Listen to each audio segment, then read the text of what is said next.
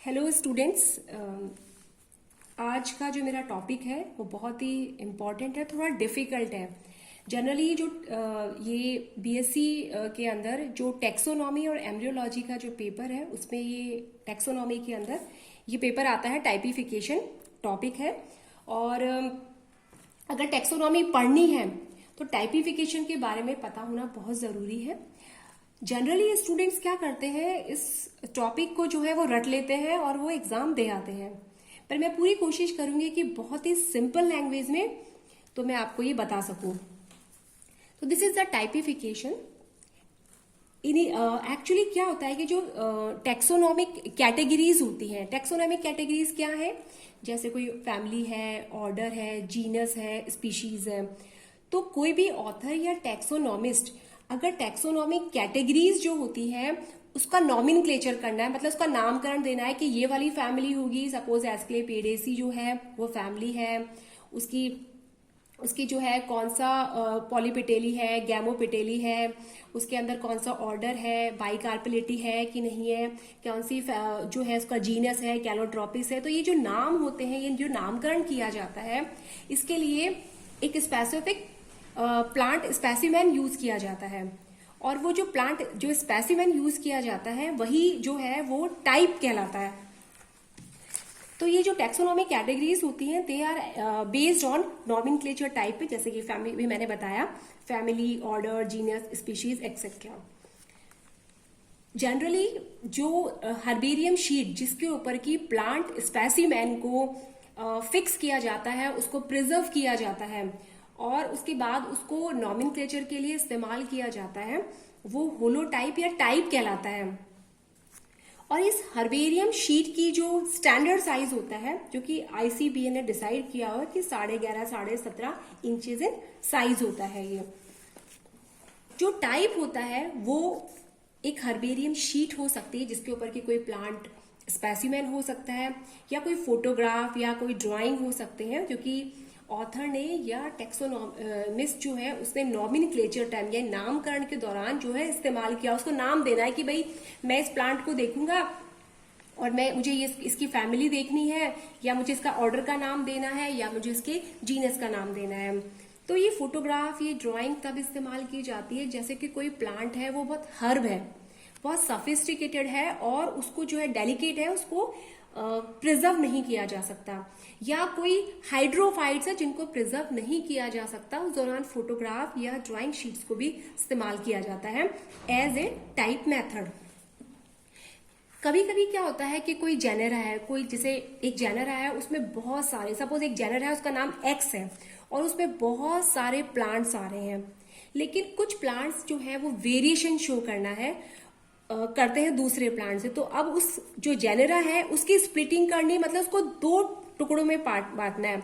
तो हमें जो एक्स नाम है वो पुराने वाले ग्रुप को ही, पुराने वाले जेनेरा को ही देना है, या नए वाले को देना है कि वो एक का नाम एक्स हो, एक का नाम X1 हो। तो ये स्टैंडर्ड मेथड के द्वारा जो है वो डिसाइड किया जाता है, जो कि 1950s के अंदर स्टॉकहोम जो कांग्रेस हुई थी उसमें ये डिसाइड हुआ था। बहुत सिंपल भाषा में ये है कि जो टाइप है वो एक्चुअली एक प्लांट स्पेसिमेन है जिसका कि नॉमेनक्लेचर के दौरान यूज किया जाता है बाय द ऑथर। ये कई प्रकार के हो सकते हैं टाइप मेथड, जिसमें से सबसे जो पहला टाइप है वो होलोटाइप है। होलोटाइप वो प्लांट स्पेसिमेन है जिसका नामकरण के दौरान जो लेखक है उसने इस्तेमाल किया हो। सपोज कोई शीट है, कोई हर्बेरियम शीट है, उसपे उसने एक टहनी लगाई होगी एक प्लांट का, जिसमें फ्लावर होंगे, लीफ होंगे, वो उसने लगा दिया, उसने ट्विग, और उसने कहा ये मैंने नॉमेनक्लेचर के दौरान इस्तेमाल किया है, यहां से मैंने प्लांट की स्टडी करी है, उसको होलोटाइप कहते हैं। यानी एक्चुअली वही मटेरियल, बिल्कुल वो मटेरियल जो उस ऑथर ने नॉमेनक्लेचर के दौरान यूज किया गया हो। दूसरा टाइप होता है आइसोटाइप। आइसोटाइप का मतलब क्या होता है कि ये आइसो मतलब सिमिलर, यानी डुप्लीकेट शीट्स है। डुप्लीकेट शीट्स का मतलब है, सपोज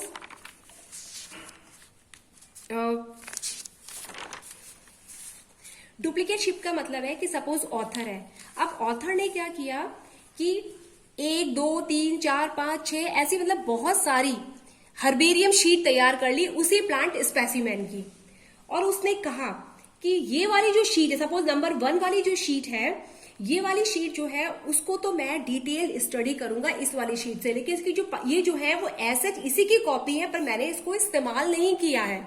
मैंने सिर्फ नॉमेनक्लेचर के लिए बनाई तो बहुत सारी हर्बेरियम शीट है एट द सेम टाइम, पर मैंने यूज सिर्फ इसका किया है। तो ये तो जो इसका इसने यूज किया है वो तो होलोटाइप होगी ही होगी, पर जो उसकी कॉपी है बहुत सारी मल्टीपल कॉपीज, वो सारी की सारी आइसोटाइप्स कहलाती हैं। थर्ड वन है सिनटाइप। सिनटाइप में क्या होता है कि सपोज ऑथर ने 2 पैरेलल शीट्स बना ली उसने, ठीक है, उसने ये शीट बना ली 1 2 3 4 या 2 एक से ज्यादा उसने शीट बनाई है, हर्बेरियम शीट बना ली, और उसने ये मेंशन नहीं किया कि नंबर 1 वाली जो शीट है उसको मैं डिस्क्रिप्शन के लिए इस्तेमाल कर रहा हूं। जब उसने पब्लिकेशन करवाया उस दौरान भी उसने इस चीज को मेंशन नहीं किया कि मैंने नंबर 1 वाली शीट या नंबर 2 वाली शीट को एज ए डिस्क्रिप्शन या प्लांट के जब मैंने वर्णन किया तो उस दौरान उसके नामकरण के लिए मैंने इस वाली शीट या नंबर 2 की या नंबर 1 का इस्तेमाल किया। मतलब उसने कहीं मेंशन ही नहीं किया, उसने 2 ले ली या 1 से ज्यादा, उसे या 2 से ज्यादा भी ले सकता है वो। तो उस दौरान जो दूसरा है, कोई दूसरा ऑथर है, जब उसको वापस अब उसको कोई ऑर्डर देना हो या कोई जीनियस देना हो तो वो क्या है, इनमें से कोई भी शीट का इस्तेमाल वो होलोटाइप की तरह कर सकता है, और जो दूसरी वाली बची हुई शीट्स होती हैं उन सबको सिनटाइप कहते हैं। क्यों? ये उस दौरान है जबकि ऑथर ये मेंशन नहीं करता है, जबकि आइसोटाइप में जो ऑथर है वो ये मेंशन करता है कि ये वाली शीट जो है वो होलोटाइप है, इसका मैंने इस्तेमाल किया है फॉर द नोमेनक्लेचर, और बाकी सारे मेरे पास पैरेलल रखी हुई है मैंने।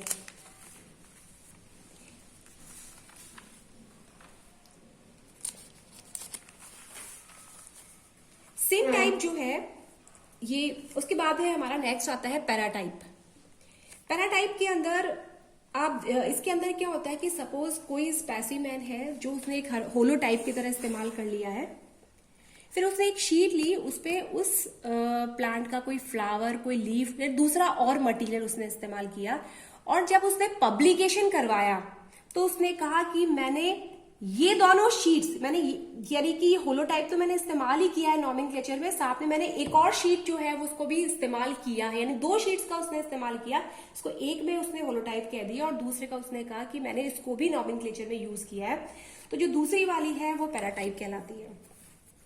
जो 5th वन है वो कहलाती है लैक्टोटाइप। सपोज कि कोई उसने ऑथर ने बहुत सारी हर्बेरियम शीट बनाई और उसमें से जो होलोटाइप थी वो जो है वो मिस हो गई है।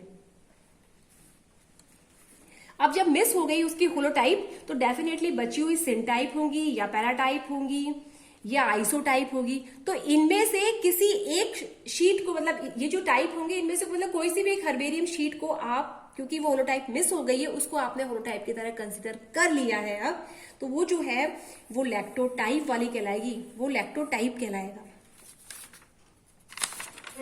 नेक्स्ट है कोटाइप। कोटाइप एक्चुअली वो स्पेसिमेन या टाइप होता है प्लांट का जो कि कभी भी जो ऑथर होता है वो वहीं से कलेक्ट करे जिस प्लांट से उसने पहले होलोटाइप को कलेक्ट किया था, यानी वो सेम प्लांट होना चाहिए। जब वो दूसरी कोई हर्बेरियम शीट बना रहा है और बाद में उसके नॉमेनक्लेचर के टाइप नहीं, बाद में उसने कोई शीट बनाई और उसने वही प्लांट इस्तेमाल किया, तो वो कोटाइप कहलाता है। Last one is the topotype. Topotype में होता है कि जहां से, जिस एरिया से उस ऑथर ने होलोटाइप यूज किया था नॉमेनक्लेचर का, उसी लोकेलिटी का इस्तेमाल किया है, तो वो टोपोटाइप कहलाती है। ये सारा जो टाइप्स होते हैं ये टाइपिफिकेशन के अंदर आता है। अगर इसमें कोई भी आपको क्वेरी हो या कोई चीज आपको समझ नहीं आ रही है स्टूडेंट्स, तो आप मुझे प्लीज कमेंट बॉक्स में इसको पूछ सकते हैं, मैं दोबारा से इसे एक्सप्लेन कर दूंगी अपने कमिंग वीडियो के अंदर। इन टाइप के अलावा कुछ और भी 3 तरीके के टाइप्स पाए जाते हैं जो कि इंट्रा स्पेसिफिक कैटेगरीज के अंतर्गत आते हैं। जैसे पहला है बायोटाइप। बायोटाइप का मतलब है कि एक जीनस भी सेम है, उसकी स्पीशीज भी सेम है, मतलब सेम पौधा है। अब वो सेम पौधा जो है वो चाहे उसी एरिया में लग रहा हो, यानी सेम एनवायरमेंट कंडीशन में लग रहा हो, या दूसरी जगह लग रहा हो, कहीं दूर जाके लग रहा हो, लेकिन एनवायरमेंटल कंडीशन भी उसकी वहां पे भी सेम होनी चाहिए, यानी एनवायरमेंटल कंडीशंस में कहीं कोई बदलाव ना हो।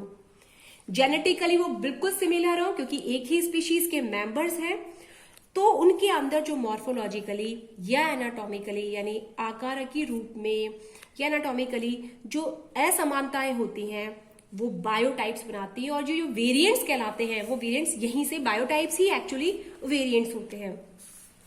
इकोटाइप्स क्या होते हैं? इकोटाइप्स ऐसे, ये भी क्या है, सेम स्पीशीज के मेंबर है, यानी सेम होंगे। इनिशियली इनका जेनेटिक जो कॉन्स्टिट्यूशन होगा वो सिमिलर होगा, लेकिन चूंकि इनको अलग अलग एनवायरमेंट में उगाया गया है, या ये अलग अलग एनवायरमेंटल कंडीशंस में, एक्सटर्नल एनवायरमेंटल कंडीशंस में ये ग्रो हुए हैं, तो इनमें मॉर्फोलॉजिकली एंड फिजियोलॉजिकली डिफरेंसेस या अंतर आ जाते हैं। और चूंकि लंबे समय तक उस एनवायरमेंटल कंडीशन में रहते हैं जो कि अलग अलग प्रकार की है, हर मतलब एक स्पीशीज के होते हुए भी, पर अलग अलग प्रकार के बाह्य वातावरण में रह रहे हैं, उनके अंदर जो जेनेटिक डिफरेंसेस होते हैं वो जो उनमें जेनेटिकली थोड़ा सा क्या चेंजेस हो जाते हैं, तो वो जेनेटिकली डिसिमिलर है जो कि इनिशियली सिमिलर थे। अब अगर इन्हीं पौधों को सेम एनवायरमेंटल कंडीशन दे दी जाए और वहां पे लगाया जाए, तब भी इनके अंदर जो अंतर आया है इनकी मॉर्फोलॉजी में और जो फिजियोलॉजी में, वो कभी खत्म नहीं होता, चाहे आप उनको सेम एनवायरमेंटल कंडीशन दे दो, क्योंकि इनकी जो एक्सटर्नल एनवायरमेंटल कंडीशंस की वजह से इनके जेनेटिक्स के अंदर, जेनेटिक कॉन्स्टिट्यूशन में जो है वो बदलाव आ गया है। जो लास्ट है वो है इकोफीन्स और इकेट्स। वही प्लांट स्पीशीज है, सेम प्लांट स्पीशीज है, जिसका कि जेनेटिकली दे आर सिमिलर है। इफ अगर अब ये क्या है कि इनको भी अलग अलग, क्योंकि इनको एक पौधा यहाँ जयपुर में उग रहा है, एक जोधपुर में उग रहा है, तो क्योंकि डिफरेंट जो है एनवायरमेंटल कंडीशंस है, तो इनमें क्या वेरिएशंस आएंगे ही आएंगे, मॉर्फोलॉजिकली इनके डिफरेंसेस आएंगे। लेकिन अगर इन पौधों को सेम एनवायरमेंटल कंडीशन दे दी जाए तो इनके जो डिफरेंसेस थे वो खत्म हो जाते हैं, यानी जेनेटिकल कॉन्स्टिट्यूशन में कोई चेंज नहीं आता, कोई मॉडिफिकेशन नहीं आते, ये वैसे ही पहले जैसे ही कैरेक्टर्स जो है उनको शो करने लग जाते हैं। तो इस तरीके के जो मेंबर्स होते हैं वो इकोफीन्स और इकेट्स कहते हैं। आई होप कि आपको ये टॉपिक पसंद आया होगा। ज्यादा ये इंटरेस्टिंग नहीं है, पर एग्जामिनेशन पॉइंट ऑफ व्यू से ये बहुत इंपॉर्टेंट है। Thank you so much.